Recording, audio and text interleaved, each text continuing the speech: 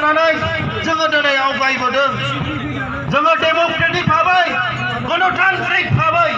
जोंनि सोमावसारनायखौ बर' माहारियारि फरायसा आफादा मोगथां महर होनो थाखाय जों जेब्लायबो जानजि खाफ्राबाय जोंनि जे थांनाय समफ्रावहाय जों जि सोमावसारबोबाय जाय समावहाय जोंनि बर'फ्रा जोंनि आसामावनो जोंनि हायावनो जोंनि गुवाहाटी इउनिभार्सिटि बादियाव फरायोब्ला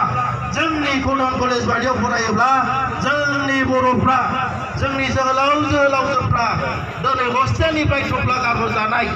सोरबा जोंनि बर' आइजोफ्रा दख'ना खुजानाय ब्लाउज बिजि जानाय दै सारसि जानाय बैसिम खस्थ' खालामनानै 1967 निफ्रायनो बैफोरबायदि बर'फ्रा आलादा रायजो सोरजिनो थाखाय गावनि जिउखौ बाउसोमबोबाय गाव मुंख्लं जाबोबाय बिथांमोननि थांखि आरो बिथांखिखौ 2020 नि गेजेराव बिथांमोना final and comprehensive solution to the keeping the integrity of the state of Assam होननानै बिथांमोना चुक्ति खालामनानै फैनानै भारत सरकारजों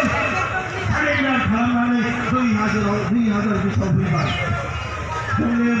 अल बड'लेण्ड स्टुडेन्टसनि दैदेननायाव जोंनि मानगोनां बिटिआरनि national Democratic front of Bodoland बिथांमोनहा दिनै मेगन मेसेबनानै चुक्ति होनानै जोंनि जे थांखि बिथांमोननि जि